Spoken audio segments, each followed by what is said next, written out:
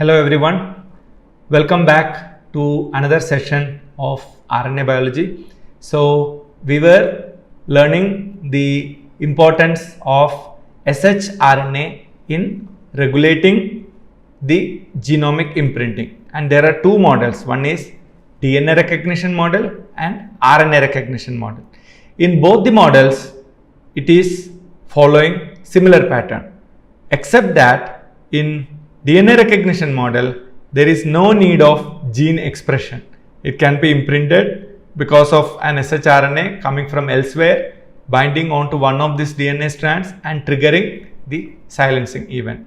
Whereas in RNA recognition model, this gene has to be expressed, just like Xist has to be expressed. This gene has to be expressed for a while, and then this will be triggered by the shRNA binding, and it will lead to the silencing through the silencing complex as it happens. So one is acting onto the DNA, the other is acting onto the RNA. So this is the only difference. Otherwise, it remains more or less the same. Now let us see the translational regulation. So many non-coding RNAs, they have the translational regulations. So this translation regulation by non-coding RNA is achieved by antisense mechanism, mainly when the non-coding RNA binds to the target mRNA. So this is a kind of RNA interference, RNAi. So RNAi can happen mainly two types. One is a full length of RNA pairs with a full length of antisense RNA. This is one way of RNAi. We have seen with the Xist and T6, and we also saw several other examples where the regulation of some genes in young cells and old cells, how it is done.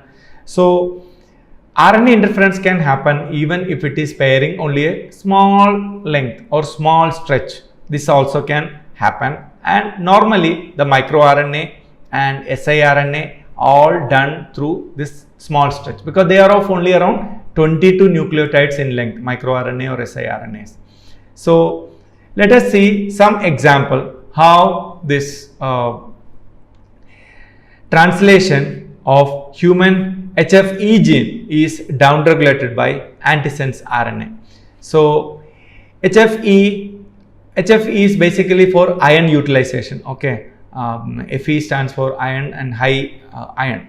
So HFE gene can have a it's HFE gene specific promoter, and it has the yellow color boxes are exons, and you also have antisense strand, just like Xist and T6 we have been talking about. In the antisense promoter, you can have the production of this antisense RNA. So HFE is the sense gene, and it is having the exons responsible for HFE protein production, and these exons are properly spliced later and the RNA can be formed. But on the other hand, the other strand of this DNA can have a antisense promoter which can make an anti-HFE RNA, that is an RNA complementary to the HFE RNA, and this doesn't have all the 3 exons, but it do have somewhat complementary region to 2 exons, much larger. So this yellow box is smaller, but this blue box is longer, and this yellow box is smaller, and this second blue box is longer. So this is the first one, this is the second one. Here this is the first, second and the third. So for antisense, this is the first, this is the second. So in either case, it has sufficient region that can have an overlapping region to that of the earlier, that is the HFE RNA. So HFE mRNA is formed and it can participate in the protein translation. However, if the antisense promoter is turned on and if antisense RNA came out, then what will happen? The portions of this HFE mRNA will be now paired by complementary regions. Throughout it cannot pair because we know this area will not find it pairing, this area it will not find pairing. So this area it will pair, and same way this area it will pair. So that is what you are saying. This yellow region will find it complementary sequence to the antisense sequence, and that will cause the degradation of this HFE mRNA, and there is no protein, HFE protein will not be produced. And similarly, in E. coli also, somewhat similar mechanism is being followed, that is DSRA RNA in E. coli that can activate the ribosome binding to the stress response sigma factor RPOS mRNA. Let us see how is it doing. So DSRA RNA is here, and this is somewhat similar to the shRNA what we have been discussing, or the antisense RNA we have been discussing. So this is the RNA that is meant for RPOS RNA. RPOS RNA is basically a sigma factor function that is meant for like we have seen several sigma factors when we studied bacterial gene expression. So interesting thing is this RPOS RNA have got a ribosome binding site that can be blocked by base pairing. So you have two ways of controlling it. One way, if this DSRA RNA is present, then this RBS, that is ribosome binding site, is accessible and the protein can be translated. However, if DSRA RNA is not there, it is not available, what will happen? This ribosome binding site is masked because of this stem loop secondary structure. So RPOS RNA, which is a sigma factor RNA, if it is present, doesn't mean it will get translated. It by default is kept suppressed. It is not getting translated, but it will wait for the secondary regulator, that is an antisense RNA, DSRA RNA. If DSRA RNA comes into picture, then this RPOS RNA pairs with it and it blocks this secondary structure formation, because it is now opened up, it is pairing with this DSRA RNA, which will expose the ribosome binding site, and this RPOS protein can be formed and it can drive the expression of a bunch of other genes, because sigma factor is basically acting like a supervisor directing the RNA polymerase 2. You have studied the tetrameric core and the holoenzyme assembly, etc. So this RNA polymerase can easily start functioning if this RPOS sigma factor is available. Not all the genes, some specific genes. So in the previous example, we saw that the antisense RNA can prevent the HFE gene expression if it is present, whereas in this example we are seeing the RPOS RNA will be allowed to produce the protein in presence of a non-coding RNA. So both examples we have. Sometimes the RNAi will prevent the gene expression, whereas in this case of E. coli, it is facilitating the gene expression or the protein production from a given RNA. And non-coding RNA can also help in the modulation of protein function. Some non-coding RNA can bind directly to proteins, altering their structure, enzymatic activity, or ligand binding, because that is another function of the non-coding RNA, that they can modulate. Modulate means tweaking it. Just like you can see, like if you have talent of you are a sprinter, you have the inborn talent of running fast. So but if you get into a good coach, so he will give you proper exercise that can accelerate the strength or increase the muscle that is required for running. So you already have those muscles, perfect, everything is fine, but you also have, maybe you are a little bit overweight or you have more body mass, etc. So he will tune you such a way that your muscles mainly required for running purpose. The same muscles may not be helpful for playing a badminton, or same muscles may not be helpful for playing football. But if you are a sprinter, certain muscles need to be strengthened. Although in playing badminton also you need to run, while playing football also you need to run, but they are different running. Football, you don't run in a straight line, you run in zigzag motions. You have to suddenly turn, twist your body. But if you are a sprinter, you run in straight line. So we cannot generalize saying that running, all are not running. That is called modulation. What I meant here is, depending upon which coach is handling you. he will help you in strengthening certain muscles in your body and you will excel. So modulation is somewhat similar, that it is not altering the property, the fundamental property of that protein, but it will facilitate doing the function in a given fashion. So that altering their structure, enzymatic activity, or even the ligand binding.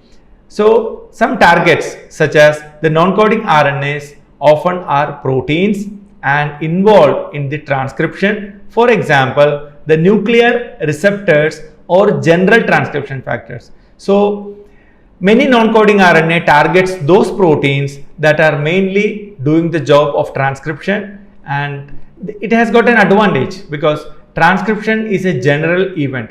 Like if you want to turn off all the lights in your house, you will go to main switch instead of going to 10 rooms and switching off all the lights. You simply go to the main switch and turn it off. All lights will be turned off. Some houses you also will have a master switch where all are connected to the light. You turn it on or off, that particular switch can control it. So transcription factors are something like that because they are important in a bunch of gene expression events. Like we mentioned about pluripotency factors. 4 of them can convert a skin cell into stem cell. So that doesn't mean that each of these proteins are doing only one job. These proteins turn on a group of genes, a large number of genes, and that large number of genes and their products are the one which converts the skin cell into stem cell. We cannot say that difference between a skin cell and the stem cell is only 4 genes. No, because these 4 genes are very important in turning on a bunch of genes. That is why they become pluripotency factors, although they are transcription factors. Similarly, the non-coding RNAs can influence the proteins of some big importance or a wider importance. So that is why it becomes so important that they will be able to handle the whole process in an effective manner. So let us see an example. 6S RNA that can modulate sigma 70 function in E. coli. Let us see a situation. Normally we know bacteria grows in 3 phases. One is a lag phase. Say you took a medium and inoculated bacteria. The first stage is lag phase. Then it has got a log phase, and then it has got a stationary phase. Normally you measure the bacterial density in absorbance at 600 nanometer in a spectrophotometer. So if the optical density is below 200, you normally referred to as lag phase. 200 to 600 is considered the or 200 to 700 roughly is the log phase. 700 to 1, that is the 1000, that is the normal. 0.6 you can refer whichever way you want to. So normally the lag phase followed by log phase and followed by stationary phase. So a bacteria is in its perfect growth when it is in the log phase. Lag phase it is increasing in number, log phase it is performing excellent. Once the nutrition becomes depleted, it will enter into the stationary phase. So this is a typical, and it will look like a S sigmoidal curve, that is the typical S-shaped curve, and that is what we call it as bacterial growth curve. So in log phase you have sigma 70 and RNA polymerase turns on a bunch of genes for the survival and maintenance of the organism and utilizing the nutrition. However, once it is stationary phase, you don't want such kind of level of gene expression because there is nothing to utilize it. Like if you have made lot of food at home, then there is a worth opening the dinner table or opening plates and putting water, etc. If no food is cooked, what will you do with dinner plate? There is no much of use. By washing the dinner plate, putting on dinner table, it's a wasteful exercise, right? Similarly, sigma 70 and RNA pole, if they are coming together, they will turn on a bunch of genes. If this happened, the medium should have enough nutrition to utilize it. But this 6S RNA, if it is present, it will not allow the sigma 70 and RNA polymerase 2 to act on genes promoter. They will come together, but 6S RNA will act like a bottleneck. It will act like a baffle for the gene expression event to continue. Rather, it will turn on a different set of genes. It will not turn on the genes that typically a sigma 70 and RNA polymerase 2 will turn on. Rather, the presence of 6S RNA, it will turn on a bunch of genes. Just like in childhood, you will be playing a bunch of games, and once you grow, like if you are 5-year-old or 10-year-old, you will play a bunch of games. You will not play that game when you are 15 or 20-year-old, and you will not play the same game when you are around 30-year-old. So once you cross 30 or 40, you will play some other game that is meant for your aging body, don't need too much of physical activity, those kind of games. And if you become really old, you are 80 or 90-year-old, still you can play game, but that will not be those games. You can play maybe less muscular, like playing some carom board or chess or those kind of games you can play, but you cannot play really tiring games once you are old. Same way, once 6S RNA is there, because stationary phase is the old phase or aged phase for the bacteria, so it will turn on those genes that is going to be helpful and going to be quite useful for the bacteria to survive in the stationary phase. So what we should understand here, the presence of this non-coding RNA, 6S RNA, decides whether or not this bacteria is in log phase or stationary phase. So log phase, 6S RNA is not needed. If it comes, it should not come onto the sigma 70 and the RNA polymerase complex. So 6S non-coding RNA can modulate. So this is what we should understand, the modulation. What the same sigma 70 and RNA polymerase 2 you have here, but the presence of this 6S RNA modulate the target. It is no more going to the target that is going to be helpful in the log phase. Now it is going to a different set of genes and promoters that is going to be helpful in the stationary phase. So the take home message from here is that the presence of just one non-coding RNA allowed the bacteria to get across this problem of log phase, where you have plenty of nutrition, and the lack of nutrition, adequate nutrition in the stationary phase. But same sigma 70, same RNA polymerase 2. The difference was 6S RNA. So this is an example of modulation of protein function. Now let us see more in detail about the RNAi. So how RNAi has been discovered and how it has evolved. So a natural biological mechanism for silencing the genes. So RNAi is a way of living for organism. It is not a novel feature. It is a essential feature that is allowed for the organism to survive. Can be a relic from the RNA world itself, or RNA world hypothesis that can be supported by this RNAi.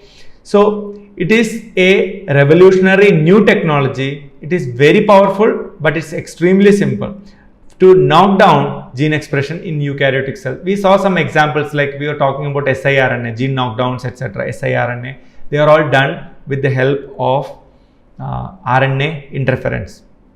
Let us see how is it discovered. How was RNA discovered?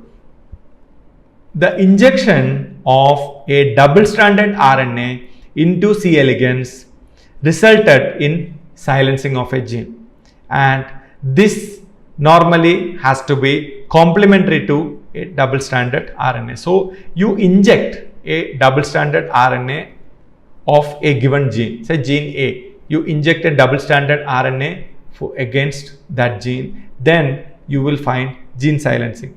Let us see some example. So A is a negative control, like when you do a in situ hybridization, if gene expression is not there, you will not see any color reaction, because in RNA in situ hybridization is a very powerful technique to study the gene expression events.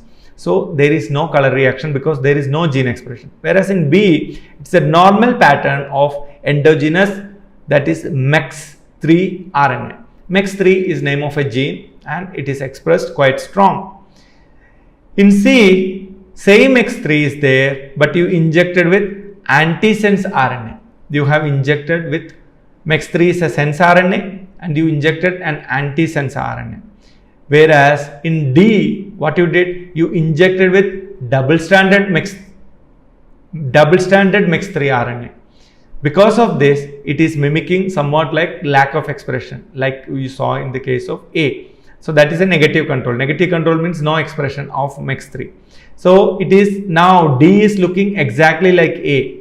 It is simply because you injected double-stranded RNA that created very powerful and very strong RNA. Here also RNA has happened. That is why it is weaker than B. B is very strong. C is weak, but it is not nil compared to A or D. D it is nil because not because there is no lack of it's not because there is lack of MEX3 expression. MEX3 is there, it is expressing, but it is not stable because it is completely degraded because you injected with double-stranded RNA for MEX3. So we should understand that presence of double-stranded RNA corresponding to a gene can create complete havoc in the stability of that RNA because that RNA will be marked for silencing.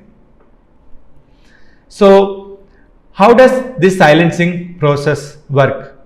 So kind of we have seen it, the mechanism, how the silencing works when we studied the microRNA, because the DGCR8 and DROSHA trims the non-coding RNA to the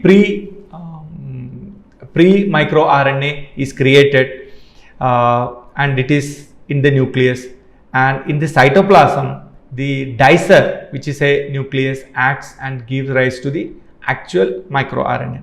So how a double-stranded RNA enters the cell? Usually in the cytoplasm. Normally RNA stays in the cytoplasm. When you inject or deliver into any cell, it stays in the cytoplasm because they do not go to the nucleus unless this RNA is forming an RNP that is meant for going into the nucleus. So the double-stranded RNA, when you put it into the cytoplasm, the dicer acts on it, and this is called digestion by the dicer, and this can trigger the formation of tiny RNA fragments, and we call it as siRNA, and this siRNA can cause the formation of RNA induced silencing complex. We call it as RISC, and this RISC can further give rise to degradation of the mRNA. So you have digestion, unwinding, binding and degradation.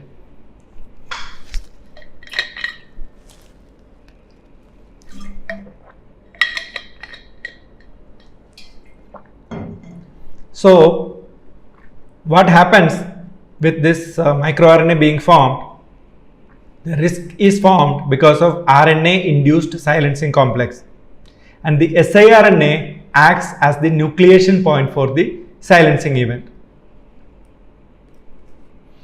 So RNA is a widespread mechanism among the eukaryotes. It is highly evolutionary and it is highly conserved. So it is seen from C. elegans to humans, and it must have important functions. If this mechanism is conserved across all these organisms, it must have some real relevance for the survival of this organism. One mechanism is defense against pathogens. So many pathogens such as viruses, they have double-stranded RNA. So how will you distinguish your normal RNA versus a virus RNA? So the best way of defending is, I do not welcome any double-stranded RNA. The cell says, I do not want any double-stranded RNA inside this cytoplasm. Whenever there is a double-stranded RNA, it will chop off the entire RNA through the RNA-induced silencing complex formation. And it may stabilize the genome by sequestering repetitive sequences such as mobile genetic elements. This is another advantage. That means it can help in stabilizing the genome by sequestering the repetitive sequence such as mobile genetic elements or transposons. Many times if transposons are present, they can cause damage to a normally functioning gene and can create trouble inside the genes. Like if a transposable element entered into a normal gene, then it will get disrupted. So many a times when you have this tiny RNA, siRNA present, they will find the mobile genetic element attractive, go and pair with them and cause their silencing. And the third function is the controlled cellular development and normal, like during development, like I told you, if a given gene has to be turned off immediately, of course transcription can be stopped, but the RNA is already there in the cell. So you need to get rid of this, RNA quickly. So this is possible if you have a RNAi acting onto that mRNA. So that is part of normal development. So dicer knockout mice don't survive post gastrulation. That itself shows how important the dicer, because absence of dicer prevents the formation of tiny siRNAs and microRNAs. So dicer is a must to be present for this microRNA to form. So if you knock out the dicer, you do not get the animal surviving beyond gastrulation. Means very early stage of development itself, dicer is essential. So we will study more in detail about this RNA induced silencing and more important roles played by the non-coding RNAs in the next class. Thank you.